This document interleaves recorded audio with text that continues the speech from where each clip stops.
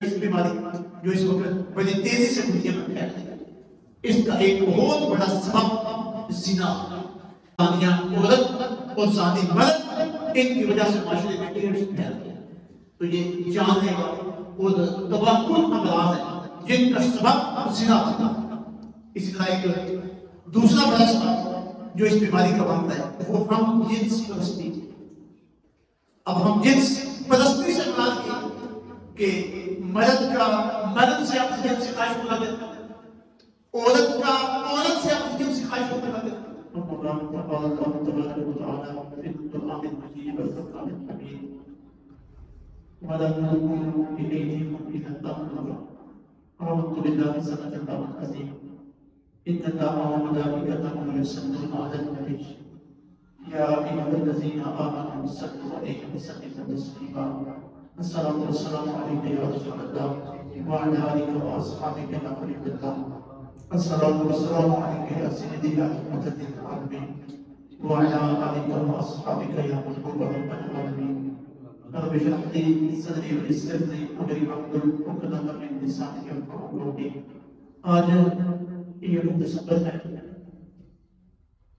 آج کا دن پوری دنیا میں ایڈز آگاہی مہم کے طور پہ منایا جاتا ہے۔ ایڈز ایک مہلک بیماری ہے جو HIV وائرس سے پھیلتی ہے اور جو آدمی اس سے متاثر ہوتے ہیں یہ اسے ہلاکت تک لے جاتی ہے۔ ایڈز بیماری جو اس وقت بڑی تیزی سے دنیا میں پھیل رہی ہے، اس کا ایک بہت بڑا سبب زنا، زانیہ عورت اور زانی مرد، ان کی وجہ سے معاشرے میں ایڈز پھیل رہی ہے۔ تو یہ جان لیوا اور تباہ کن امراض ہیں جن کا سبب زنا ہوتا ہے۔ اسی طرح ایک دوسرا بڑا سبب جو اس بیماری کا بنتا ہے وہ ہم جنس پرستی۔ اب ہم جنس پرستی سے مراد کہ مرد کا مرد سے اپنی جنس خواہش پورا کرنا، عورت کا عورت سے اپنی جنس خواہش پورا کرنا۔ اب ایک طرف پر یورپ اور ہمارے جتنے بھی ترقی یافتہ ممالک وہ دعویٰ دار کہ ہم جان لیوا بیماری کے خلاف کوشش کر رہے ہیں، ان کا خاتمہ کر رہے ہیں۔ بس دیکھیے 1 دسمبر یہ اقوام متحدہ نے یہ دن طے کیا کہ اس دن ایڈز کی بیماری کے متعلق آگاہی مہم چلائی ہے، لوگوں کو اس کے نقصانات سے آگاہ کیا ہے اور اس سے بچنے کے طریقے بتائے ہیں۔ اب دوسرا پن دیکھیے ان ممالک کا، ایک طرف لوگوں کو بیماریوں سے بچانے کے دعوے کیے جاتے ہیں، اس کے لیے عملی کوششیں کی جاتی ہیں، اور دوسری طرف وہ طریقے جو وہ اسباب جو ایک بیماری کو پھیلانے کا سبب بنتے ہیں انہیں قانونی تحفظ مہیا دیا جاتا ہے۔ مثلا یہ ہم جنس پرستی جو ایڈز کی بیماری کے پھیلنے کا ایک بہت بڑا سبب ہے۔ ایک درجن سے زائد یورپی ممالک ایسے ہیں جہاں ہم جنس پرستی کو قانونی تحفظ حاصل ہے۔ مرد مرد سے شادی کر سکتے ہیں، عورت عورت سے شادی کر سکتے ہیں، اور اگر کوئی راستے میں والدین یا کوئی اور معاشرے کا معزز آدمی رکاوٹ بننا چاہے تو قانون اسے روکتا ہے۔ اب یہ ممالک کا اور ایک ترقی یافتہ لوگوں کا دو لفظ، ایک طرف کیا دعویٰ اور دوسری طرف عمل کیا۔ ہمارے دین اسلام نے جس طرح زنا سے اپنے ماننے والوں کو روکا ہے اس کے نقصانات گنوائے ہیں، اسی طرح ہمارے دین اسلام نے ہم جنس پرستی میں بھی بندی آئے ہیں۔ ہم جنس پرستی میں جو جانے والے جتنے راستے ہیں دین اسلام نے خود سے بھی روکے۔ قرآن مجید کے مطالعہ سے ہمیں پتہ چلتا ہے کہ یہ ہم جنس پرستی کا معاملہ، یہ کام سب سے پہلے جس قوم نے کیا وہ حضرت لوط علیہ السلام کی قوم تھی جو اس بیماری میں مبتلا ہوئی۔ حضرت لوط علیہ السلام نے ہمیں سمجھایا کہ یہ بہت برا کام ہے جو تم کر رہے ہو، اور انسانی تاریخ میں سب سے پہلے یہ برا کام کیا گیا، اور اس برے کام کا آغاز تم سے ہوتا ہے۔ مردوں سے اپنی جنسی خواہش کو پورا کرتے ہیں، آپ نے ہر طریقے سے انہیں سمجھایا، ہر حوالے سے انہیں محنت کی، لیکن جب کسی بھی طریقے سے انہیں نہ مانا اور وہ اپنی جرم کے اوپر ڈٹ گئے، اب اللہ رب العزت جو اس نسل انسانی کو آگے بڑھانا چاہتا ہے اور جس نے انسانوں کی جنسی خواہش کو پورا کرنے کا ایک ضابطہ بھی مقرر کر دیا ہے، اب وہ کیسے چاہتا ہے کہ میری زمین میں بے حیائی ہو اور میرے بندے فحاشی کے کاموں میں مبتلا ہو، میں نے یہ پاک پیدا کیا ہے اور یہ اپنے آپ کو ناپاکی میں ملوث کر دے۔ قرآن پاک میں کئی مقامات میں اس چیز کا تذکرہ ہے، حضرت لوط علیہ السلام کی قوم کا، ان کے برے اعمال کا، اور پھر ان برے اعمال کے بدلے میں ان کے ساتھ جو اللہ رب العزت نے شروع کیا۔ سورہ ہود کی آیت 82 آپ کے سامنے رکھنا، جب سمجھانے کے سارے طریقے ان کے حق میں نفع بخش ثابت نہ ہوئے تو پھر اللہ تعالیٰ نے ان کے اوپر اپنا عذاب مسلط کیا۔ جب اللہ کا عذاب ان کے اوپر نازل ہوا پھر صورتحال کیا بنی؟ فرمایا فلما جاء امرنا، جب ہمارا عذاب ان کے اوپر آیا، جعلنا عالیہا سافلہا، فرمایا ہم نے انہیں زیر و زبر کر دیا، مبارک ان کا معاملہ ہم نے ختم کر دیا۔ وَأَمْطَرْنَا عَلَيْهَا حِجَارَةً مِّن سِجِّيلٍ مَّنضُودٍ، فرمایا آگ سے پکے ہوئے پتھر مسلسل ہم نے ان کے اوپر برسائے، تہہ و بالا ہو گئے، زیر و زبر ہو گئے، آسمانوں سے پتھروں کی بارش ہوئی، وہ ساری کی ساری قوم تباہ و برباد ہو گئی، اس قوم کا خاتمہ ہو گیا۔ یہ اس قوم کے اوپر اللہ کے عذاب کا نزول ہے جو ہم جنس پرستی میں ملوث تھی، اور یہ ہم جنس پرستی جو ناپاک ہے، پلید ہے، انسانی فطرت کے خلاف ہے، نسل انسانی کے آگے بڑھنے میں رکاوٹ ہے، اس دنیا کے متعلق اللہ رب العزت کا جو منصوبہ ہے اس کے خلاف بغاوت ہے۔ قوم لوط جب اس برے عمل میں ملوث ہوتی ہے تو اللہ رب العزت ان کے اوپر پتھروں کی بارش کرتی ہے، انہیں زیر و زبر کر دیتے ہیں، ان کا نام و نشان مٹا دیتے ہیں۔ تو ڈرنا چاہیے بڑے ملکوں کو، ڈرنا چاہیے بڑی طاقتوں کو، اور ڈرنا چاہیے ان انسانوں کو جو ہم جنس پرستی میں ملوث ہیں، ان کے سپورٹر ہیں، اور اسے قانونی تحفظ فراہم کرنے کے لیے تبلیغ کرتے ہیں۔ دور جانے کی کیا ضرورت ہے؟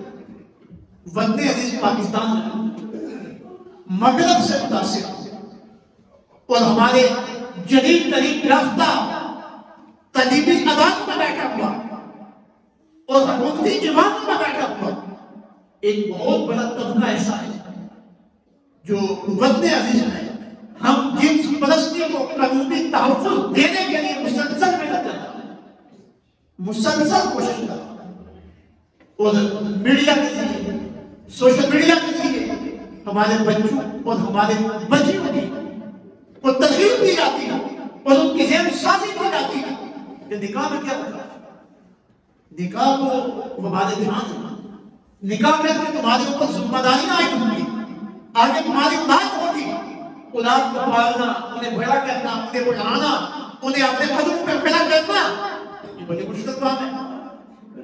بغاوت کرو اس کے خلاف، جن سے خواہشی پوری کرنی ہے، جس سے چاہو پوری کر دو، مدد سے پوری کر دے، ولد سے پوری کر دے، کیا پابندی ہے؟ ہر بندہ اپنے ذاتی معاملے میں خود مختار ہے، کوئی اسے روک ٹوک نہیں کر سکتا، کوئی اس سے پوچھ نہیں سکتا۔ یہ ذہن سازی میرے اور آپ کے بچوں اور بچیوں کی بولے محسوس اور غیر محسوس طریقے سے کرتی ہے۔ ہم سمجھتے ہیں کہ ہمارے بچے تعلیم یافتہ والے ہیں، ہمارے بچے بڑے ہوشیار ہیں، میڈیا کے بارے میں جانتے ہیں، میڈیا انہیں چلانا آتا ہے، اس سے برابر اور مسلسل استفادہ کرنے چلے جا رہے ہیں، اتنی ڈگریاں آ گئی ہیں، اتنی سندیں آ گئی ہیں۔ اس طرح یہ بھی تو دیکھو کہ ساتھ ساتھ ان اخلاقی طور پہ، دینی طور پہ، معاشرتی طور پہ ہمارے بچے تباہ کس قدر ہو رہے ہیں، کس قدر تباہی ان کے ذہن میں، ان کے دلوں کے اندر ڈھالی جا رہی ہے۔ تو یہ ہم جنس پرستی ایک بہت بڑا سبب ہے ایڈز جیسی مہلک اور تباہ کن بیماری کے پھیلنے کا۔ ہمارے یہاں وطن عزیز پاکستان میں ایڈز کی بیماری اس کا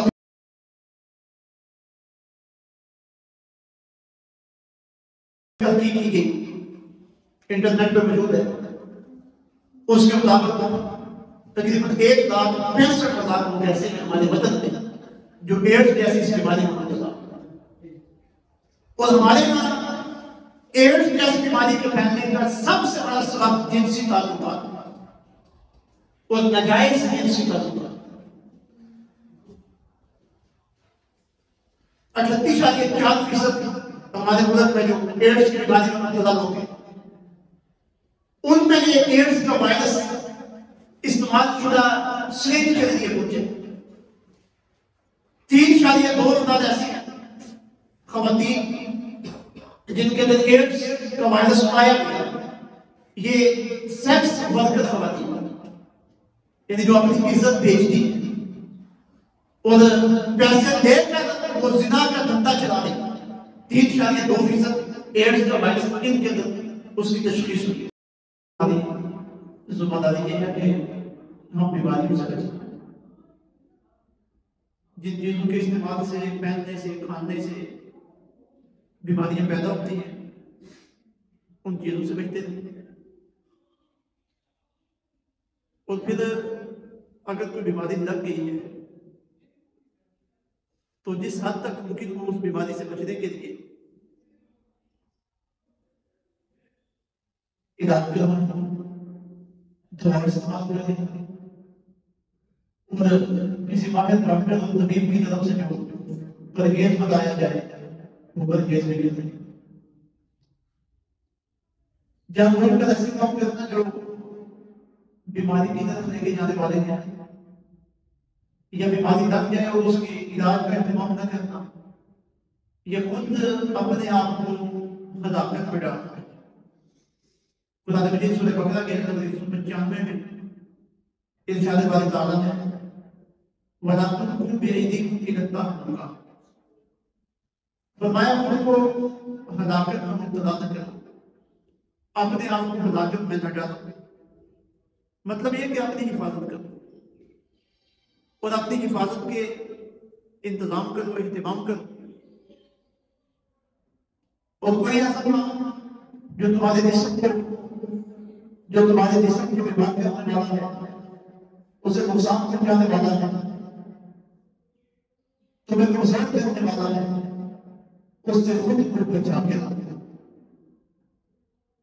آج جس بیماری کے اندر تعلیم اور شریعت میں خود پر جمع میں بیان موصول ہے، وہ ایڈز ہے۔ ایڈز پچھلے 40 سالوں سے بڑی تیزی کے ساتھ انسانی دنیا کو اپنی لپیٹ میں لے رہا ہے۔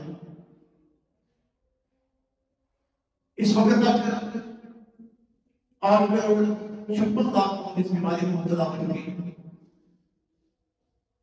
اور 4 لاکھ تقریباً اس بیماری کی وجہ سے مر چکے ہیں۔ اور بغیر حادثہ 14 سال تک کی عمر کے تقریباً 1.5 کروڑ بچے ایسے ہیں جو اس بیماری میں مبتلا ہیں۔ اور ہمارے یہاں پاکستان میں بھی تقریباً 1,65,000 لوگ ایسے ہیں جو ایڈز جیسی اس مہلک بیماری میں مبتلا ہوئے ہیں۔ اس بیماری کے حوالے سے ہم 2 پہلوؤں پہ بات کریں گے۔ سب سے پہلے اس میں بات ہوگی کہ ایڈز پھیلانے کے اسباب کیا ہیں، اور دوسرا اس پہ بات ہوگی کہ اسے بچا کیسے جائے۔ اس حوالے سے ہماری شرعی اور اخلاقی ذمہ داری کیا ہے۔ تو سب سے پہلے جو اس کے اسباب ہیں ان میں سے ایک سبب یہ کہ جب ہم بیمار ہو کے دوا لینے کے لیے کسی ڈاکٹر صاحب کے پاس جاتے ہیں اور سنتے ہیں کہ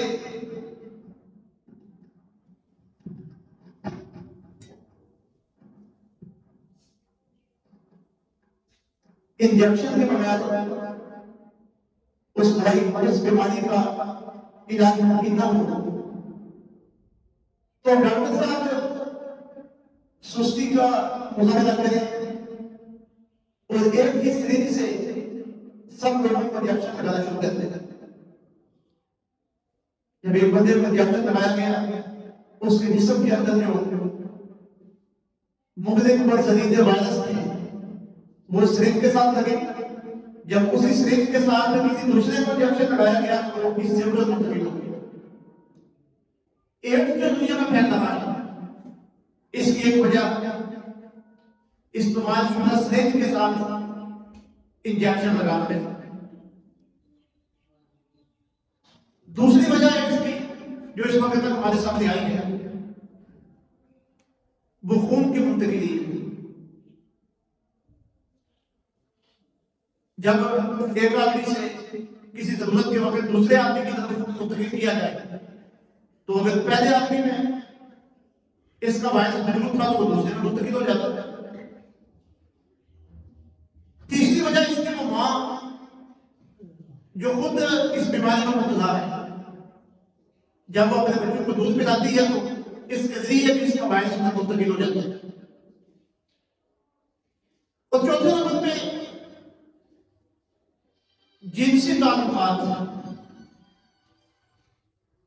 مرد اور عورت کے آپس میں جنسی تعلقات ہیں، چاہے وہ نکاح کی وجہ سے جو ایک جائز طریقہ ہے، تو ان تعلقات کی وجہ سے بھی ایک متاثر آدمی اس کی وجہ سے دوسرے آدمی میں یہ وائرس منتقل ہو جاتا ہے. اور پانچویں وجہ اس کی زنا اور ہم جنس پرستی ہے. اور اس کی وجہ سے اس کا وائرس بڑی تیزی سے ایک دوسرے کے اندر منتقل ہوتا چلا جا رہا ہے. تو یہ جو ایڈز جیسی تباہ کن اور ہلاک کر دینے والی بیماری کے پھیلنے کے اسباب ہیں، اس سے بچنے کے لیے سب سے پہلے اسباب کی آگے رکاوٹ پیدا کرنی ہے. اور اس چیز کا ہمیں شعور ہونا چاہیے کہ خود ڈاکٹر کے پاس جائیں، اپنی اولاد کو لے کے جائیں. چھوٹی بیماری اور بڑی بیماری ہے تو اس بات کی طرف ہماری توجہ ہونی چاہیے کہ استعمال شدہ انجیکشن جو ہے وہ استعمال شدہ سرنج کے ساتھ نہ لگے. خون کسی کو دینا ہو وقت ضرورت تو پہلے لینا ہو یا دینا ہو اس کی پہلے تفتیش ہونی چاہیے کہ جس سے خون لیا جا رہا ہے آیا کہ وہ اس بیماری کے اندر مبتلا تو نہیں. اسی طرح میاں بیوی کے آپس کے جو تعلقات ہیں، ماں اپنے بچوں کو جو دودھ پلاتی ہے تو ان میں بھی دو طرفہ دیکھنا چاہیے کہ اس طرح کی کوئی صورتحال پہلے سے کسی کے اندر موجود تو نہیں ہے. اگر موجود ہے تو اس کا علاج کروانا چاہیے تاکہ کوئی ایک اس بیماری کے مزید آگے پھیلنے کا سبب نہ بنے. اور بطور خاص جو پانچواں اس کا سبب ہے زنا، ہم جنس پرستی. اب یہ تو بطور خاص کو سبب ہے کہ 1450 سال پہلے ہمارے دین اسلام نے دین کے آگے بند باندھا تھا. جنسی خواہش ہر بندے کے اندر موجود ہے اور جس اللہ نے وہ جنسی خواہش پیدا کی ہے اللہ نے اس کی تسکین کا ایک ذریعہ بھی بنایا ہے جسے ہم نکاح کہتے ہیں. نکاح جنسی خواہش کی تسکین کا بہترین ذریعہ ہے.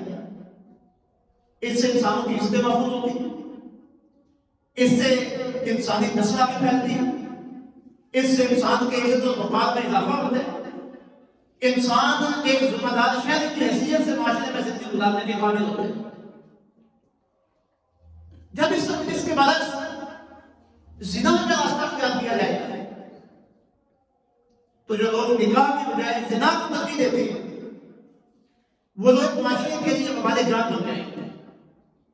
اس لیے قرآن مجید نے بہت پہلے بڑے باشگاہ انداز میں فرما دیا وَلَا تَقْرَبُوا الزِّنَا إِنَّهُ كَانَ فَاحِشًا وَسَاءَ سَبِيلًا. سورہ بنی اسرائیل کی آیت نمبر 32 فرمایا زنا کے قریب بھی نہ جاؤ، انہ کان فاحشہ، بے شک یہ بے حیائی ہے، وساء سبیلا، اور بہت برا راستہ ہے۔ زنا کی غربت کو مانے تو اپنی جگہ پہ لازم ہے، لیکن اللہ رب العزت کا یہ اسلوب کلام دیکھیے، فرمایا زنا کے قریب بھی نہ جاؤ، ولا تقربوا الزنا، زنا کے قریب بھی نہ جاؤ۔ اب زنا کی طرف جتنے بھی جانے والے راستے ہیں، چاہے وہ آنکھوں سے کسی بری چیز کو دیکھنا ہو، وہ کانوں سے کوئی ایک برا کلمہ سننا ہو، چل کے زنا کی جگہ پر پہنچنا ہو، زنا کے بارے میں خیال کرنا ہو، یا اس کی طرف لے جانے والی چیزوں کو دیکھنا ہو، اللہ تعالیٰ نے زنا سے پہلے ان تمام چیزوں پر پابندی لگا دی، ان تمام کاموں پر پابندی لگا دی۔ وَلَا تَقْرَبُوا الزِّنَا، فرمایا زنا کے قریب بھی نہ جاؤ، جو راستہ زنا کو جاتا ہے اس کی طرف بھی نہ جاؤ، ادھر دیکھو بھی نہ۔ کیوں؟ اِنَّهُ كَانَ فَاحِشًا، بے شک یہ بے حیائی، یہ بے حیائی کا کام۔ اسلام پاکیزہ دین ہے، اور اپنے ماننے والوں سے اسلام کا تقاضا پاکیزگی کا تقاضا ہے۔ اسلام یہ چاہتا ہے کہ میرے ماننے والے پاکیزہ ہو، ان کی سوچ پاکیزہ ہو، ان کی فکر پاکیزہ ہو، ان کا جسم پاک رکھے، ان کے سارے معاملات پاکیزگی کے دائرے کے اندر ہوں، نہ وہ گندگی کو پسند کریں، نہ وہ گندگی کی طرف جائیں، نہ انہیں نجاست پسند ہو، نہ وہ کوئی نجس کام کرے۔ اس وجہ سے اسلام نے زنا اور زنا کی طرف جانے والے جتنے بھی راستے ہیں ان سب کو بند کر دیا، ان سب کی طرف جانے پر پابندی لگا دی۔ وَلَا تَقْرَبُوا الزِّنَا، فرمایا زنا کے قریب بھی نہ جاؤ، اِنَّهُ كَانَ فَاحِشًا، یہ بے حیائی ہے، وَسَاءَ سَبِیلًا، اور یہ بہت برا راستہ ہے۔ اب جو لوگ زنا کے راستے کی طرف چلتے ہیں، اپنا ان کا نقصان ہے، اس کے ساتھ ساتھ معاشرے کے لیے بھی نقصان دہ ہوتے ہیں۔ معاشرے میں بے شمار برے کام ایسے ہیں جو زنا کی وجہ سے پھیلتے ہیں۔ اب دیکھیے، جو بندہ زنا کے راستے میں چلتا ہے، سب سے پہلا نقصان تو یہ ہو گیا کہ زنا کی وجہ سے لوگوں کی نسل مشکوک ہو جاتے ہیں۔ اسلام نسل کی حفاظت کے اوپر پہلا دیتے ہیں اور لوگوں کی نسلوں کی حفاظت کرتے ہیں، تاکہ اپنی نسب کی پہچان کی وجہ سے ہم عزت کے ساتھ اس دنیا میں زندگی گزار سکیں۔ اب جو زنا کی پیداوار اس کا باپ کون ہے؟ کاغذی کارروائی کا کیا نام ہے بھائی؟ اور کیا وہ یقین کے ساتھ اپنے باپ کے بارے میں لوگوں کو بتا سکے گا؟ اور پھر جب وہ اس دنیا میں زندگی گزارے گا تو لوگوں کے اشارے اور لوگوں کی نظریں کس انداز میں اس کی طرف اٹھیں گی؟ یہ کون ہے؟ یہ کس کا بیٹا ہے؟ اس کی ماں کون ہے؟ اس کا باپ ہے۔ اب اس کے لیے زندگی وبال جان بنے گی یا نہیں؟ بتاؤ، زندگی وبال جان بنے گی؟ اب قصور اس کا نہیں ہے، قصور تو زنا کرنے والے کا ہے، ذاتی مرد اور عورت کا قصور ہے۔ اب اس کی سزا یہ بیٹا یا بیٹی بھگت رہی ہے تو یہ معاشرے کی ایک چیز وبال جان بن جاتی ہے، عزت کو غربت کو پامال کر دیتی ہے، نسب مشکوک ہو جاتی ہے، نسب غلط ہو جاتی ہے، تو اللہ رب العزت نے پابندی لگا دی ہے۔ وَلَا تَقْرَبُوا الزِّنَا، زنا کو ناجائز ہے، لیکن اس کے ساتھ ساتھ زنا کی طرف جانے والے سب راستوں پہ پابندی ہے، وہ ان پہ چلنا بھی ناجائز ہے، ان پہ چلنا بھی حرام ہے۔ اسی طرح زنا کی وجہ سے رشتوں کا تقدس پامال ہوتا ہے۔ اب شادی کی وجہ سے رشتے وجود میں آتے ہیں، باپ کا رشتہ، ماں کا رشتہ، خالہ کا رشتہ، ماموں کا رشتہ، چچا کا رشتہ، پھوپھو کا رشتہ، دادی دادے کا رشتہ، نانی نانے کا رشتہ۔ اب ان رشتوں کی انسان کو ضرورت ہے، یہ رشتے انسان کے لیے اس دنیا میں دلی سکون کا سبب ہے، یہ رشتے اس دنیا میں انسان کی معاملت کا ذریعہ بنتے ہیں، اور یہ رشتے اس دنیا میں انسان کی عزت کا سبب ہے۔ اب زنا کے ذریعے جب اولادیں پیدا ہونا شروع ہو جائیں گی تو یہ رشتے وجود میں آئیں گے، ان رشتوں کا تقدس پامال ہو جائے گا، یہ رشتے ختم ہونا شروع ہو جائیں گے۔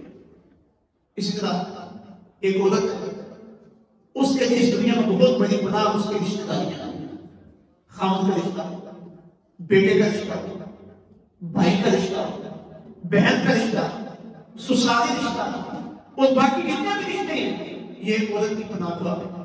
یہ رشتے اپنی جان پہ کھیل کر عورت کی عزت کا دفاع کرتے ہیں، اس کی حفاظت کرتے ہیں۔ جب نکاح کا سلسلہ ختم ہوگا، زنا کو فروغ ملے گا، یہ رشتے باقی رہیں گے۔ ان رشتوں کی وجہ سے جو عورت کو تحفظ ملتا ہے وہ تحفظ باقی رہے گا، نہیں باقی رہ سکے۔ یہ بہت بڑا نقصان ہے۔ اور پھر ایک بڑا نقصان زنا کا یہ کہ یہ موذی اور جان لیوا بیماریاں پھیلانے کا سبب ہے۔ ایڈز سے بچاؤ کی صورتحال کے حوالے سے ہمیں کیا کرنا چاہیے؟ تو حضرات گرامی، سب سے پہلی بات یہ کہ ایڈز کے متعلق ہمیں آگاہی ہونی چاہیے۔ یہ کیا ہے، اس کے اسباب کیا ہیں، اور اس سے بچاؤ کیسے ممکن ہے، اور اس سے بچاؤ کے جو طریقہ کار ہیں انہیں ہم زیادہ سے زیادہ عام کریں، اور اس کے متعلق آگاہی مہمیں چلنی چاہیے۔ اور دوسری چیز یہ کہ جب ہم کسی ڈاکٹر کے پاس میڈیسن لینے کے لیے جائیں، اور بطور خاص جب وہ انجیکشن لگائے تو پہلے چھان بین کر لیں کہ انجیکشن ہمیں نئی سرنج کے ساتھ لگایا جا رہا ہے یا وہ ایک ہی سرنج کو بار بار استعمال کر رہا ہے۔ اب اس چیز کو دیکھنا اپنی جان کو بچانے کے لیے یہ بہت ضروری بات ہے، اور ڈاکٹروں کو بھی اس بات کا خیال رکھنا چاہیے کہ وہ اپنے تھوڑے سے نفع اور مالی بچت کی خاطر لوگوں کی جانوں کو داؤ پر نہ لگائیں۔ اور تیسری اور انتہائی اہم چیز اس حوالے سے یہ کہ ہمارے وطن عزیز میں ایڈز کے پھیلنے کی جو سب سے بڑی وجوہات ہیں، سیکس ورکر، زنا،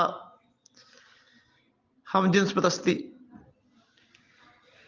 ہماری کوشش یہ ہونی چاہیے کہ بحیثیت مسلمان ہم اپنی دینی ذمہ داری کو ادا کرتے ہوئے ان چیزوں کا خاتمہ کرنے میں اپنا کردار ادا کریں، نہ خود ان برے اعمال کی طرف جائیں، نہ ان کی طرف توجہ کریں، نہ ان کے بارے میں سوچیں، بلکہ اس طرح کا ماحول قائم کریں کہ ان کی طرف جانے والے جو راستے ہیں وہ بند ہو جائیں۔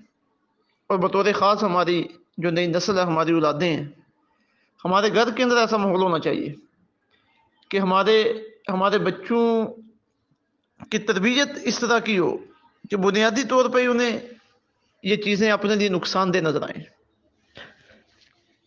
اور ان چیزوں کے ساتھ وہ نفرت کریں، ان چیزوں کو برا جانیں، اور ان گھر میں ماحول قائم کر کے ہم ان کی ذہن سازی اس طرح کر دیں کہ انہیں نیکیوں کے ساتھ محبت ہو، پاکیزہ چیزوں کے ساتھ محبت ہو، پاکیزہ اعمال کے ساتھ محبت ہو، اور وہ اپنے اعمال، اخلاق اور کردار کو پاکیزہ رکھیں۔ ہم اپنے بچیوں کو جب اسکول، کالج، یونیورسٹی میں بھیجتے ہیں تو جن اداروں میں مخلوط تعلیمی ماحول ہے، اب وہ ادارے اس حوالے سے بہت تباہ کن ہیں۔ ایک تو ہماری ترجیح یہ ہونی چاہیے، اور تعلیمی اداروں سے ہماری ڈیمانڈ یہ ہونی چاہیے کہ تعلیمی ماحول باپردہ ہونا چاہیے، بچے الگ ہوں، بچیاں الگ ہوں، بچوں کو پڑھانے والے مرد استاد ہوں، بچیوں کو پڑھانے والی خواتین ساتھ معلمات ہوں۔ اب یہ وہ کام ہے جو پوری قوت اور طاقت کے ساتھ ہم نے کرنا ہے اپنے دین کو بچانے کے لیے، اپنی آنے والی نسلوں کو بچانے کے لیے۔ اور دوسرا یہ کہ ان کی آمد و رفت پہ ہماری نظر ہو، پہلے تربیت ہو، اور پھر ان پہ نظر ہو کہ ہمارا بچہ بچی کدھر جا رہا ہے، کس کے ساتھ اس کا اٹھنا بیٹھنا ہے، کس کے ساتھ اس کے رابطے ہیں، انٹرنیٹ پہ یہ کیا چیزیں دیکھتا ہے، کیسے اسے میڈیا کو کیسے استعمال کرتا ہے۔ ان چیزوں کے اوپر ہماری نظر ہونی چاہیے، بحیثیت والدین، بحیثیت ذمہ دار۔ ہم اس وقت تک اللہ رب العزت کی بارگاہ میں سرخرو نہیں ہو سکتے جب تک ان چیزوں کی طرف ہماری توجہ نہ ہو، ان چیزوں کی طرف ہماری نظر نہ ہو۔ تو بڑا مشکل وقت ہے اور بہت بڑا چیلنج ہے ہمارے لیے کہ ہم اپنی آنے والی نسلوں کو ان برے اعمال سے، برے کردار سے، اور پھر ان کے نتیجے میں جو پھیلنے والی بیماریاں، اور بطور خاص آخرت کا جو عذاب ہے، اس سے ہم کیسے بچا پاتے ہیں۔ تو یہ چند گزارشات ہیں جو ایڈز کی بیماری کے تعارف، اس کے پھیلاؤ، اس کے اسباب اور اس سے بچنے کے حوالے سے آپ کی خدمت میں پیش کی گئی ہیں۔ اللہ رب العزت کی بارگاہ میں دعا کرتے ہیں ہماری کو مولا سمجھ کی اور عمل پیرا ہونے کی توفیق عطا فرمائے۔ وما علینا الا البلاغ۔